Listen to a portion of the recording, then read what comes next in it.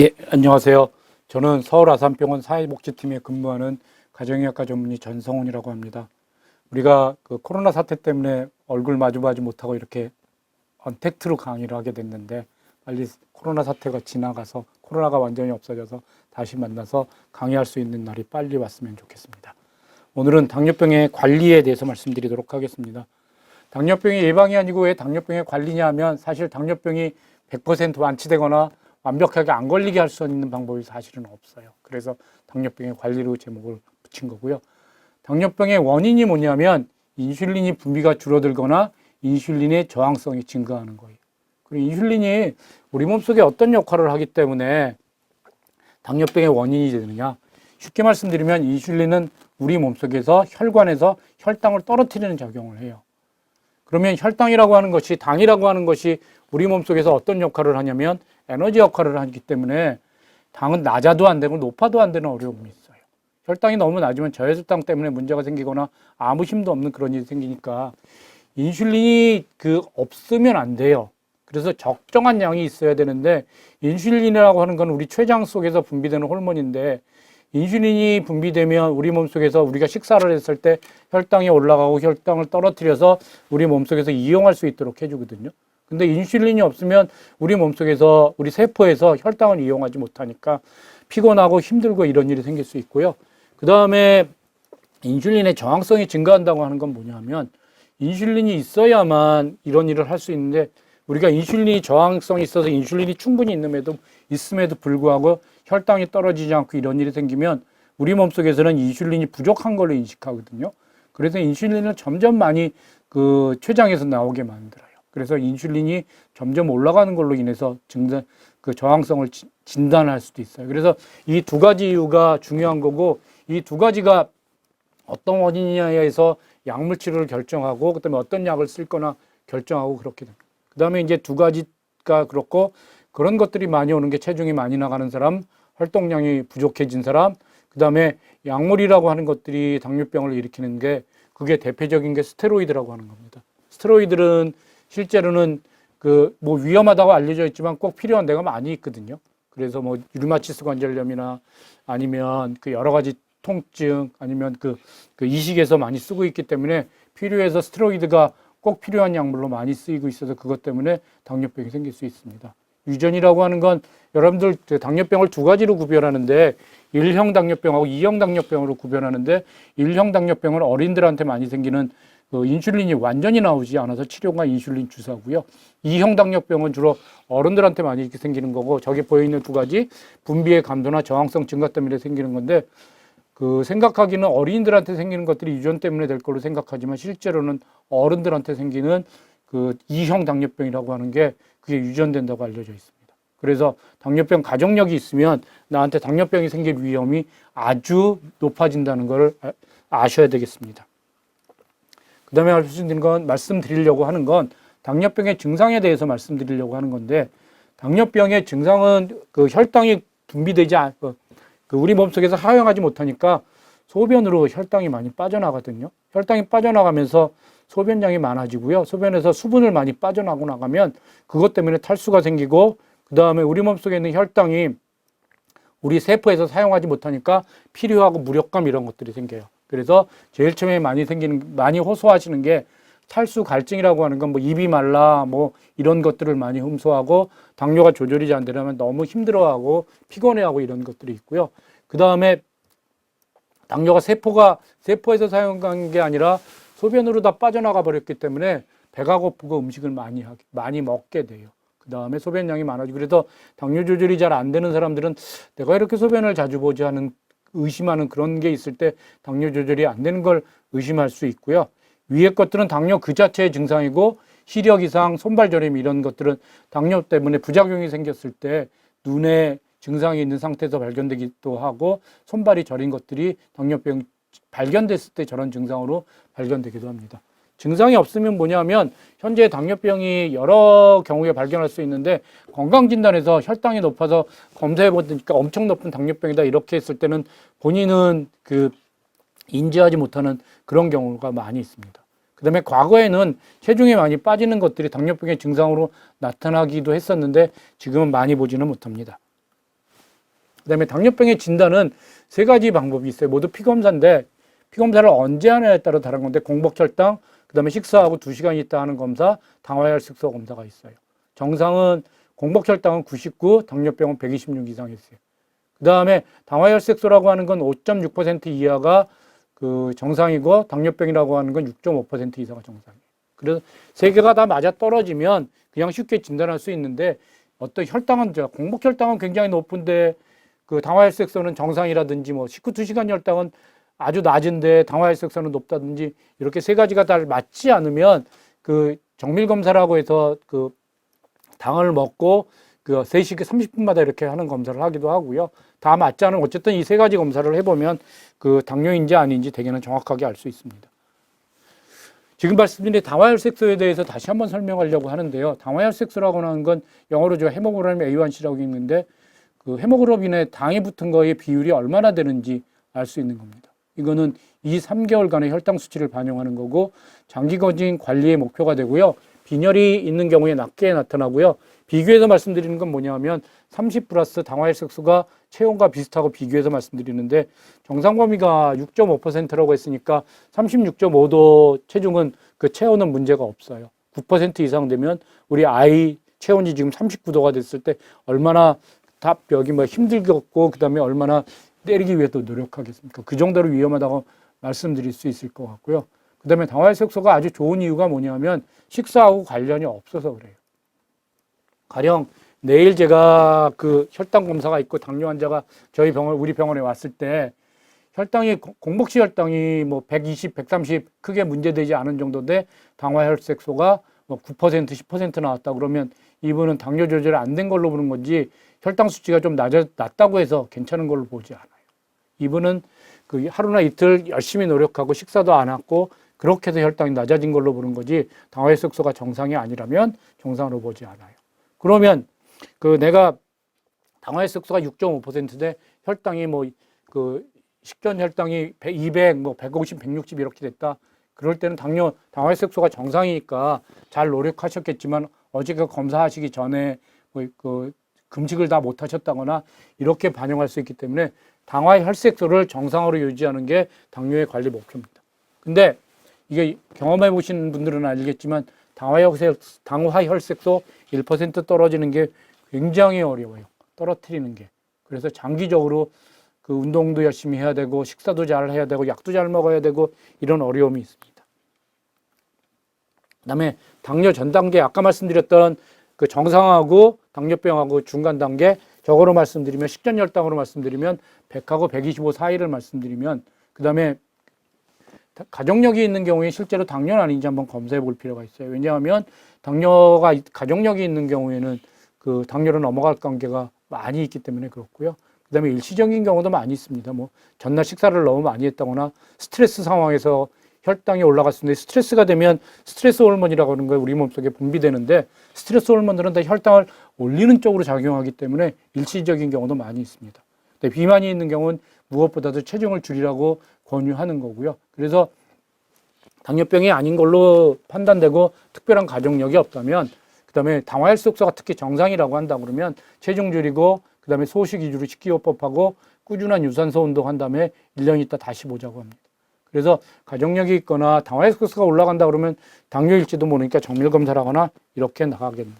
당뇨 치료 목법은 뭐냐면 여러 번 강조해 드리지만 당화혈색소가 6.5% 이내로 그 유지하는 게 당뇨 치료의 목표입니다. 당화혈색소를 6.5%로 유지하면 우리가 걱정하는 당뇨 합병증이 오지 않으니까 당뇨 합병증을 예방하기 위해서 혈당 조절의 목표를 당화혈색소 6.5% 이하로 합니다.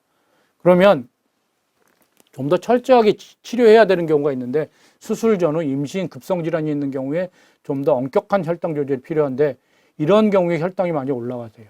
그래서 그 먹는 약물 수술할 때 그다음에 뭐 갑자기 몸이 많이 아플 때 일시적으로 인슐린으로 바꾸기도 해요.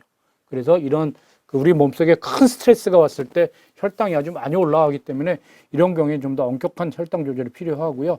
그다음에 혈당 조절을 아주 심하게 하지 않는 경우가 조금 있어요. 이건 연세가 드신 어르신들께서 특히 저혈당을 여러 번 경험하시면 그것 때문에 약을 잘 안 먹거나 문제가 생길 수 있어서 당화혈색소를 10% 약간 넘게 유지하기도 해요.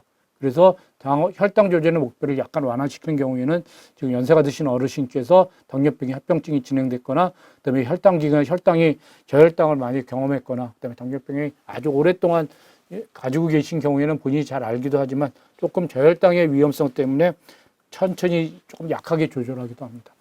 그러면 당뇨병의 치료가 뭐냐? 세 단계로 나눠서 말씀드릴 수 있는데 식사 조절, 운동 열심히 하는 거, 그거 가지고 안 되면 약물 치료하는 거, 그다음에 약물 치료도 안 되면 인슐린을 주사를 맞는 거. 어떻게 하든지 혈당을 떨어뜨리는 게 중요해요. 먼저 식이요법 보면 식사를 적절하게 하시는 게 중요하세요. 여러분들 그 병원에 입원하시면 그 식이요법을 훈련시켜 드리잖아요. 자기 체중 가지고 훈련시키는 게 아니라 자기 키에 비해서 그 아이디어란 그 체중을 가지고 이상 체중을 가지고 하니까 체중이 많으신 분들은 식사를 좀 더 줄이도록 그렇게 노력이 되니까 식사를 적게 하시는 게 대부분이에요. 식사를 적게 하는 거, 운동량 증가는 뒤에서 그 꾸준한 유산소 운동 더하기 그 근육 운동을 하셔야 돼요. 우리 몸속에서 근육이 많아지면 기초 체력이 올라가니까 그 인슐린의 저항성이 개선될 수 있어요. 그래서 특별하게 꾸준한 유산소 운동 더하기 규칙적인 그 근육 운동을 병행했으면 좋겠고요. 인슐린 치료제는 약물 치료는 아까 원인 중에서 인슐린이 잘 안 나오는지 그다음에 인슐린이 잘 기능을 못 하는지에서 약이 각각 다를 거고요. 그다음에 어떤 분은 식후 고혈당만 조절해야 식전 혈당은 괜찮은데 식후 고혈당만 그 조절이 잘 안 되는 분이 계시는데 쉽게 생각하면 식후 고혈당은 식사를 적게 하면 되지 않겠나 이렇게 생각할 수도 있는데 식사 조절을 잘 못하시면 약물 치료를 통해서 식후 고혈당만 개선할 수 있도록 그렇게 하고요. 그다음에 그 인슐린이 전혀 나오지 않는 어린아이들 같은 경우에는 인슐린 요법 처음부터 시행하고 그다음에 그 약물 치료하다가 대개는 약물 치료하다가 그 인슐린 요법을 하기도 하고요. 어떤 의사들은 당뇨가 처음에 발견됐을 때 인슐린 요법을 먼저 하자고 하는 분들도 계세요. 그거는 인슐린 요법을 처음부터 하면 그 췌장을 칠 수 있는 기회가 주어질 수 있어서 그렇게 그 주장하는 분들도 계시긴 한데 아직 일반적으로 사용하는 요법은 아닙니다. 그럼 당뇨병의 식사요법은 뭐냐? 제일 중요한 게 균형 잡힌 식사라는 건데 균형 잡힌 식사라고 하는 게 탄수화물, 지방, 단백질의 비율이 60대, 20대, 20인데 우리들 같은 경우에는 지방, 단백질은 부족하고 탄수화물은 많아요. 그래서 노력하기는 저기 옆에서 보이는 것처럼 55대, 25대, 20 정도로 갈 수 있도록 노력했으면 좋겠어요. 지방을 좀 더 많이 먹도록 당뇨 환자들은 노력해도 괜찮아요. 그래서 칼로리만 지킨다 그러면 많이 먹지만 않는다 그러면 탄수화물을 조금 줄이는 게 유리할 수 있고요. 특히 탄수화물을 조금 줄이면 우리 몸속에서 나오는 인슐린 양이 줄어들면서 비만이나 이런 걸 예방할 수 있는 그런 좋은 효과가 있어요. 그다음에 식이섬유 많이 섭취하도록 하시고 하루 3끼를 규칙적으로 먹고 내가 아침에 안 먹다가 점심을 더 많이 먹거나 한 번에 많이 드시면 안 돼요. 가능하면 식사를 거르는 건 저혈당의 위험이 있고 그래서 하루 3끼를 정해진 양을 규칙적으로 드시면 그 식사에 맞춰서 약을 조정할 수 있으니까 그렇게 잘 조정하시면 좋겠어요. 단순탕은 가능하면 그 설탕이라고 하는 것들을 가능하면 피워주시면 좋겠고 그 다음에 제일 잘못 알고 계신 게 과일은 우리 몸에 좋으니까 내가 밥 대신 과일을 마음 놓고 먹어야지 하고 그 밥은 안 먹었는데 과일을 엄청 많이 먹어가지고 혈당이 올라가서 오신 분이 계세요. 과일에 있는 과당도 혈당을 많이 올리니까 마음 놓고 드셔도 되는 건 아닙니다. 식사의 관리는 무엇보다도 전체적인 칼로리가 중요하다고 하는 건 많이 먹지 않는 거. 그 다음에 식후 고혈당은 식사 중엔 당질의 양으로 결정하는 거예요. 그래서 현미를 먹어도 당장이 올라가는 건 아니지만 현미를 마음 놓고 많이 먹어도 된다는 의미는 아닌 거예요. 그래서 가능하면 탄수화물을 좀 적게 당질의 양을 적은 걸로 식사할 수 있도록 노력해 주시면 좋겠고요. 당지수에 관계없이 전 탄수화물 시기를 권유하는 거예요. 그 다음에 식후 고혈당이 잘 안 올라가면 식후 30분에 운동하는 게 혈당을 조금 떨어뜨릴 수 있도록 할 수 있는 거고요. 여기 당지수라고 하는 게 나왔는데 당지수라고 하는 게 뭐냐면 같은 식사를 했을 때 혈당을 얼마나 올리는 거예요.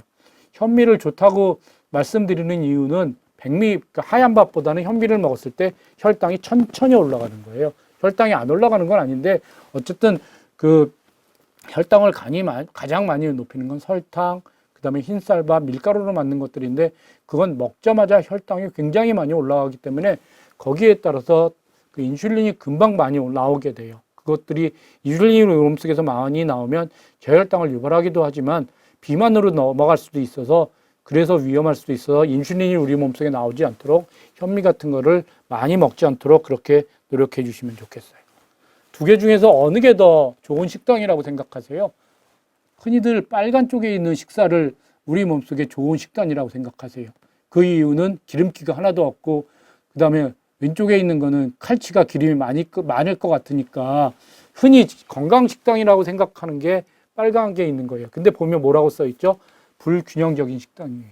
왜 불균형적인 식단이냐면 밥하고 그 다음에 밥은 똑같이 그냥 흰쌀밥이라고 생각하고요. 하나는 콩나물국, 하나는 미역국, 이건 큰 차이 없어요. 하나는 그 다음에 시금치, 나물, 쌈채소니까 두 개까지는 차이 없는데 지금 두 식단에서 차이가 나는 건 뭐냐면 하나는 감자, 하나는 생선구이가 나왔어요. 감자는 왜 당뇨 환자들한테는 권하기 어렵냐면 밥하고 감자하고 두 가지를 먹으면 탄수화물이 너무 많이 올라가는 거예요. 그래서 당뇨 환자들한테는 이렇게 권유하지 않고 옆에 있는 것처럼 생선구이를 먹으면 단백질이나 지방이 조금 올라갈 수도 있지만 그게 그렇게 혈당을 많이 올리는 걸로 작용하지 않습니다. 그래서 여러분들 건강식단이라고 하면 채소, 과일 이런 것들만 생각하시고 그 다음에 뭐 감자, 고구마 이런 것들만 생각하시는데 당뇨 환자들한테는 그렇지 않다는 걸 알아주시면 좋겠고 단백질하고 생선을 많이 드시도록 노력해 주시면 좋겠어요. 그래서 당뇨 환자들이 많이 질문하는 것들이 이런 것들이에요. 첫 번째로 설탕이나 단 음식이 너무 먹고 싶은데 먹으면 안 되나요? 안 되진 않아요. 설탕을 먹으면 너무 혈당이 바로 올라가니까 혈당 검사를 해보거나 당뇨를 오래 관리하고 싶은 분은 해보셨던 분들은 먹고 싶긴 한데 참는 거예요. 그 대신 설탕을 그러니까 단 거를 먹으면 그 대신 밥을 안 먹거나 탄수화물을 줄여야 되는데 그게 더 힘들 수도 있으니까 그래서 많이 줄이는 겁니다. 과일은 얼마나 먹을 수 있느냐? 되게 사과로 기준하면 조그만 사과는 하루에 1개 정도, 좀 큰 사과는 반 개 정도 먹을 수 있는데 과일이 우리 몸속에 좋다고 뭐 사과를 마음대로 먹거나 뭐 여러분들 여름 되면 수박을 마음 놓고 먹거나 이건 안 되세요. 그다음에 고기를 먹어도 되나요? 이거 질문은 고기가 나쁘다고 생각하고 이렇게 질문하시는 거거든요. 이거 고기를 먹으면 콜레스테롤 올라갈 거다. 콜레스테롤만 중요하다고 생각하는데 실제로는 혈당이 관리하기가 제일 어려워요. 콜레스테롤은 약 잘 먹으면 되지만 그 혈당이라고 하는 건 우리 몸속의 모든 것하고 작용해요. 식사들이 하면 결국엔 혈당으로 바뀌는 거고 그 다음에 운동 안 해도 그 다음에 친구 만나서 식사 조금 더 많이 해도 모든 것들이 혈당에 올리는 쪽으로 작용하기 때문에 고기는 그 지금 상황에서는 자기 체중의 그 한 식사 한 끼에 자기 체중의 1g, 내가 60kg 정도면 60g 정도는 사실 먹어도 돼요. 그래서 사실은 부족하거든요. 그래서 마음 놓고 먹는 건 아니지만 부족하지 않게 드시면 좋겠고요. 당지수는 다시 한번 강조하지만 당지수가 높으면 높을수록 혈당이 금방 올라가게 돼 있고 그다음에 혈당이 금방 올라가게 되면 인슐린이 금방 나오게 돼 있고 인슐린이 우리 몸속에서 많이 분비되면 그게 비만으로 이어질 수 있는 그런 문제가 있기 때문에 가능하면 당지수가 낮은 걸로 먹도록 그렇게 노력하시면 좋겠어요. 견과류가 우리 몸속에 좋다고 하는 것도 고지혈증 측면에서 불포화 지방산이 들어서 그런 거거든요. 그래서 견과류가 좋은데 마음껏 먹어도 되나요? 아니에요. 견과류에 상당한 탄수화물이 들어있어요. 그래서 견과물도 되게 2-3개, 뭐 기껏 먹어 10개 정도 먹는 거지. 이것도 어떤 분들이 그렇어요. 그 과일, 간식 대신 아니면 밥 적게 먹고 이걸 마음 놓고 먹었는데 혈당이 많이 올라가서 오시는 분들을 가끔씩 보십니다. 무가당 식품은 안심하고 먹어도 되나요? 무가당이라고 하는 의미가 뭐냐? 설탕이 안 들어가는 거잖아요. 설탕을 첨가하지 않았다고 하는 거지 그 자체 설탕이 높은 게 많이 있어요. 예를 들면 그 두유는 무가당으로 먹으면 비릿해서 먹기 어려우니까 가당을 먹게 되는데 어쨌든 그럼에도 불구하고 무가당으로 먹으면 두유 같은 것들은 혈당을 올리지 않으니까 좀 안심할 수 있지만 무가당 과일 주스는 어떠실까요? 맛이 좀 덜한 거긴 하지만 그 과일 주스 자체, 과일 자체에 과당이 많이 들어있기 때문에 무가당 과일 주스라고 하는 거는 설탕이 들어가지 않지만 혈당을 안 올리는 건 아니에요. 그렇게 주의해 주시면 좋겠고 그 다음에 제일 많이 물어보시는 게 당뇨병에 좋은 음식이 무엇인가요? 사실은 없어요. 아무것도. 당뇨병이라고 하는 병은 우리 몸속에서 영양이 넘쳐서 생기는 질환이지 영양이 부족해서 생기는 질환이 아니기 때문에 사실은 좋은 음식을 찾아서 많이 먹으려고 하는 게 아니라 적게 먹으려고 노력하는 질환이기 때문에 사실 당뇨병이 좋다고 하는 여러 가지 음식, 특히 마음 놓고 먹을 수 있는 음식 사실은 없습니다. 그래서 적게 먹도록 노력해 주시는 거, 혈당이 높아지지 않도록 당 지수가 낮은 탄수화물 같은 거를 찾아서 드시도록 그렇게 노력해 주시면 좋겠어요. 이게 이제 탄수화물이 많은 음식, 탄수화물이 적은 음식인데 생각했던 것보다 여러분들이 마음 놓고 먹는 게 감자, 고구마, 당면 같은 거 마음 놓고 드실 거 이게 생각보다 많습니다. 그다음에 제일 위에 있는 쌀밥, 떡, 국수빵 이거는 당지수 굉장히 높은 거기 때문에 적게 먹도록 노력해 주시면 좋겠어요. 쌀밥 대신 현미밥 드시는 게 실제로는 탄수화물이 적지 않은 거지만 당지수가 낮은 거지 그래서 현미밥이라고 해도 많이 먹으면 안 되고요. 말린 과일은 그 수분이 날아가면서 혈당이 굉장히 높아져 있고 감이 통조림, 요구르트가 생각보다 많이 넣습니다. 그다음에 밤, 땅콩버터, 아몬드, 캐슈넛이 우리 몸속에 좋은 걸로 알려져 있어서 저걸 많이 먹으려고 노력하시는 분들이 많으시는데 당뇨 환자들은 아닙니다. 당뇨 환자들 같은 경우에는 설탕을 어디를 통해서 많이 흡수하는지 이렇게 연구해서 보면 어르신들은 믹스 커피를 통해서 많이 먹고 젊은 사람들은 탄산음료를 많이 먹어요. 그래서 옆에 있는 것처럼 만약에 커피를 마신다고 하면 아메리카노를 드시면 좋겠는데 어르신들이 믹스 커피를 싸놓고 식사 대신으로 드시기도 하시더라고요. 그거 먹으면 거기 안에 있는 설탕이 굉장히 많이 있으니까 힘이 나시니까 식사 대신 드시기로 하는데 당뇨 환자들은 절대로 안 돼요. 드시자마자 그냥 혈당이 즉각 올라갑니다. 탄산음료는 젊은 사람들 같은 경우에 그 자체가 설탕물이니까 그거를 막았을 때 혈당이 많이 올라가고요.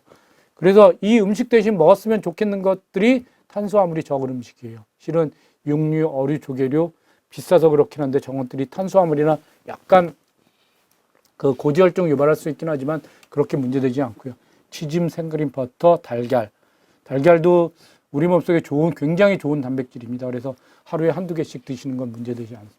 그다음에 채소류, 호두, 잣은 조금 그 아몬드나 커슈에 비해서 탄수화물이 좀 적고요. 김, 미역 등이 그렇습니다. 그다음에 커피는 설탕을 제외해서 드신다고 그러면 드셔도 괜찮은 음식으로 알려져 있고요. 커피에 대해서는 당뇨에 좋다 나쁘다 워낙 지금 두 가지 의견들이 많아서 뭐라고 말씀드리긴 어렵지만 어쨌든 하루에 한두 잔은 괜찮을 걸로 알려져 있습니다. 당뇨 환자의 운동 지침은 뭐냐면 운동을 열심히 하시는 게 굉장히 중요하고요. 그다음에 그 수영, 걷기, 자전거 이런 것들을 해야 될 것 같고 말초신경병이라고 하는 거는 다리 쪽에 문제가 생겨서 그쪽에 저리가나 통증이 오는 분들이 많이 있으니까 달리기, 조깅 안 하시도록 그다음에 눈 쪽에 문제가 있을 때는 이렇게 신세 접촉하는 격한 운동에는 혈관이 더 문제 생길 수 있으세요. 하루에 30분 주 5회 이상 하셨으면 좋겠고 그다음에 여러 번 강조하지만 당뇨가 있으신 분들은 근력 운동을 병행하시면 근육이 늘어나면 여러 가지 문제 될 수 있는데 또 젊은 사람들이면 아령, 역기, 웨이트 이런 것들 할 수 있겠지만 연세 드신 어르신들은 앉았다 일어났다 하신다거나 어쨌든 그런 서서 이렇게 다리를 든다거나 이런 운동을 꾸준하게 하시도록 그렇게 노력해 주시면 좋겠습니다. 그 다음에 운동에서 제일 중요한 게 뭐냐면 저혈당이 올 수 있어요. 그 다음에 발에 상처가 날 수 있어서 가능하면 공복이나 식전은 피하면 좋겠고요. 그 다음에 여러분이 먹고 있는 약이 저혈당을 유발할 수 있는 약인지 아닌지 저혈당이 많이 유발하는 약이 따로 있으니까 그런 건 아닌지 노력해 주시면 좋겠고 그 다음에 최소한 일주일에 150분 이상 그렇게 노력해 주시면 좋겠습니다.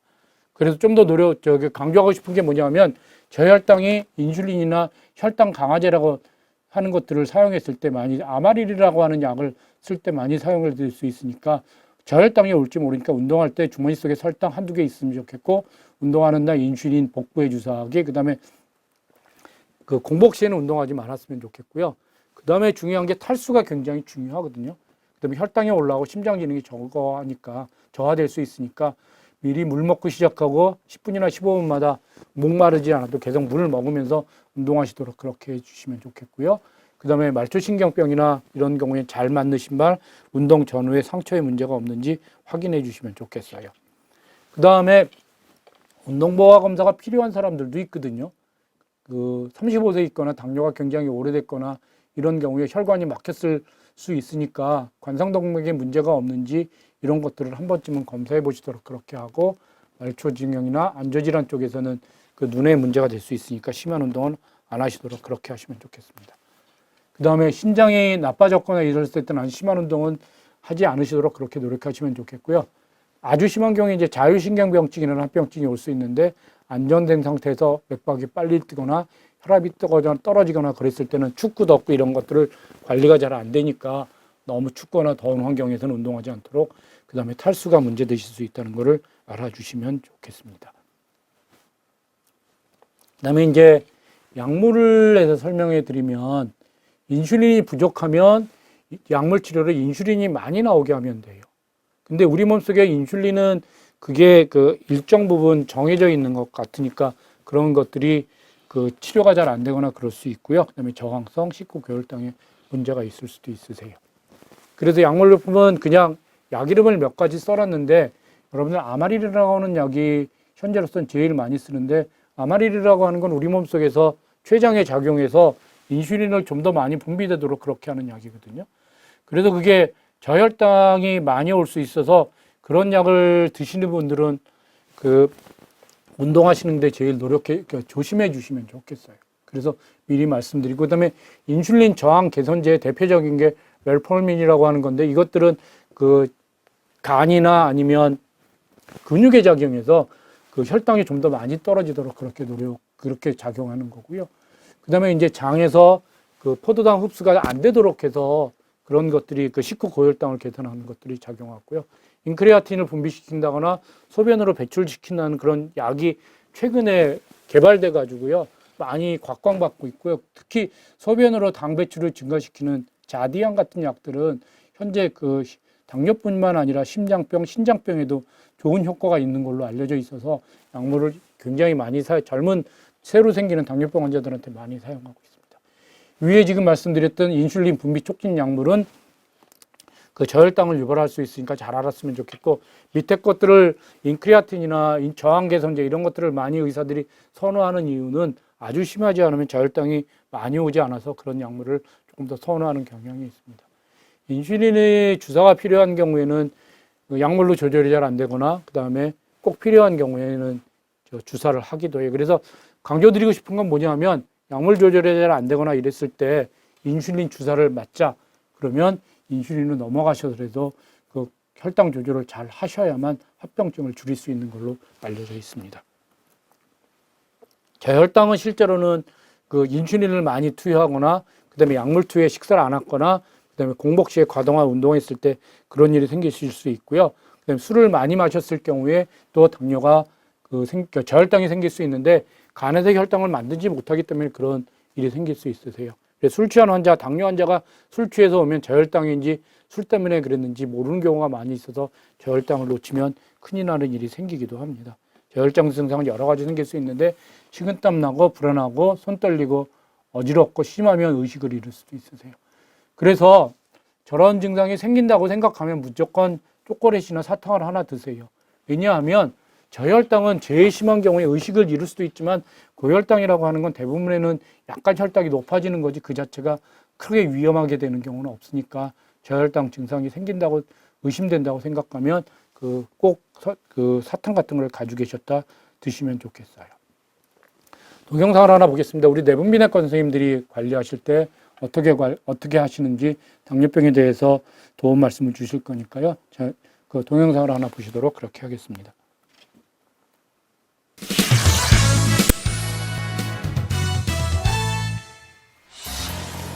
예전엔 전쟁이나 안전사고 등으로 장애인이 되는 분들이 많았습니다. 그런데 최근 전쟁이나 교통사고보다 더 위협적인 질병이 나타났습니다. 바로 당뇨병인데요. 2009년 기준 당뇨합병증으로 인한 절단이 전체 족부 절단의 53%를 차지할 정도입니다. 합병증이 더 무서운 당뇨병, 그 예방책은 무엇인지 알아보겠습니다. 우리가 음식을 섭취하면 췌장에서 인슐린이 분비돼 혈당이 급속하게 높아지는 것을 조절합니다. 반면 당뇨병 환자는 인슐린 분비가 부족하거나 혹은 정상적으로 기능하지 않기 때문에 혈중 포도당의 농도가 만성적으로 높은 상태에 있습니다. 이러한 고혈당 상태가 심할 경우에는 다뇨, 다식, 다갈의 3대 증상이 나타날 수 있고, 치료하지 않을 경우에는 급성 혹은 만성 합병증이 발생할 확률이 높아집니다. 혈당 조절이 안 돼 갑자기 식은땀이 나면서 가슴이 두근거리거나 혹은 탈수 증세와 함께 눈앞이 아득해지는 경험, 당뇨병 환자라면 누구나 한 번쯤은 하게 됩니다. 따라서 고혈당 또는 저혈당 쇼크에 빠지지 않기 위해 환자 스스로 조심하게 됩니다. 이에 반해 소리 없이 찾아오는 만성합병증은 더 큰 문제가 됩니다. 혈액 속에 당이 과다하게 높으면 지방질과 여러 세포 등이 혈관벽에 침착되어 혈관이 조금씩 좁아지다가 나중엔 아예 막히게 됩니다. 이 과정은 수년 혹은 수십 년에 걸쳐 지속적으로 일어나기 때문에 당뇨병을 소리 없는 살인자라고 부르기도 합니다. 혈관벽이 막히는 현상은 우리 몸 어디에서나 발생할 수가 있는데요. 특히 심각한 문제가 나타나는 부위는 눈, 콩팥, 그리고 심장과 가장 멀리 떨어져 있는 발이라고 할 수가 있겠습니다. 당뇨병으로 인해 제일 파괴되기 쉬운 혈관이 바로 미세혈관인데요. 미세혈관이 많은 눈은 당뇨병에 치명적입니다. 처음엔 증세가 없다가 시세포가 밀집되어 있는 황반부까지 침범하게 되면 시력 저하가 시작되고 결국 실명에 이르게 되는데 이를 당뇨병성 망막병증이라고 합니다. 심장 역시 미세혈관들이 많이 모여있는 장기입니다. 신장 속의 사구체는 혈액 속의 노폐물을 여과해 소변으로 내보내는 역할을 하는데 혈액순환 장애로 사구체가 망가지면 우리 몸엔 독소가 쌓이게 됩니다. 이런 상태가 지속되면 신장은 완전히 망가져 인공투석 또는 신장 이식이 필요한 상태까지 가게 됩니다. 오랫동안 당뇨병을 앓는 환자들은 손발이 저리거나 따끔거리고 감각이 둔해지는데 이는 고혈당으로 인한 신경 주변 혈관에 손상이 발생하고 이로 인해 말초신경이 파괴되어 생기는 증세입니다. 특히 발에는 혈액순환 장애와 말초신경 손상이 겹치면서 감각이 둔해져 쉽게 다치고 그 상처가 낫지 않고 피부가 괴사할 때까지 악화되기 일쑤입니다. 이를 당뇨병성 족부병변이라고 하는데 심한 경우 다리를 잘라내는 상황까지 가게 됩니다.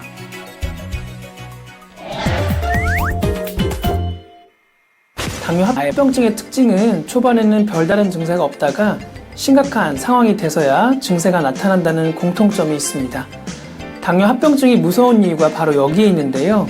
때문에 증세가 없다 하더라도 정기검진을 통해 합병증 유무 및 병의 진행 상태를 확인해야 합니다. 또한 당뇨병 자체가 일반적으로는 완치가 불가능한 질병으로 아직까지는 알려져 있어서 철저한 식사요법, 운동요법, 그리고 적절한 약물요법으로 혈당을 조절하고 합병증의 진행 속도를 최대한 늦추는 것이 최고의 예방법이라고 할 수가 있겠습니다. 또한 혈당 이외에도 동반된 고지혈증 혹은 고혈압에 대한 관리도 합병증 예방에 필수적입니다. 흔히들 당뇨병을 평생의 동반자라고 부릅니다.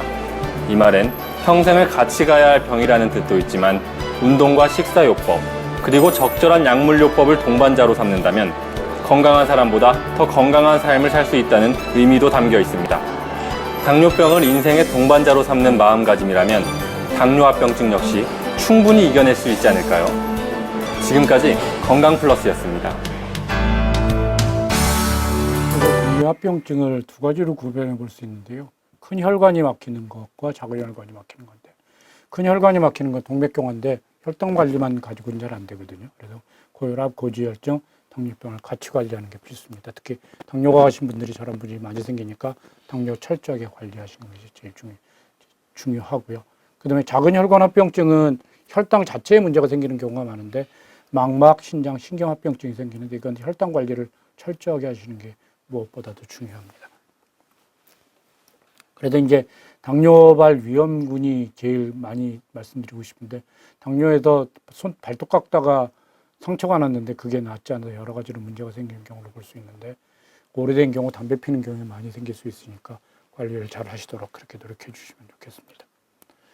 그래서 결과적으로 말씀드리면 뭐냐면 이 결론인데요.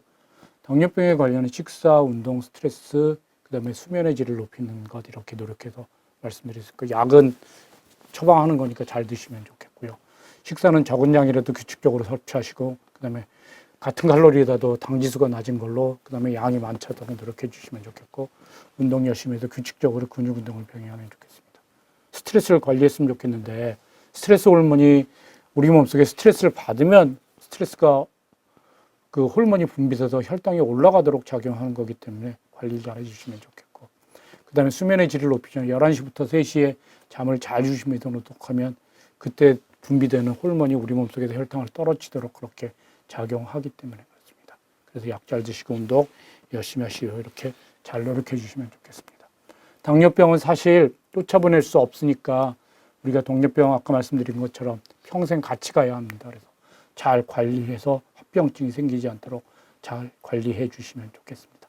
이것으로 마치겠습니다. 감사합니다.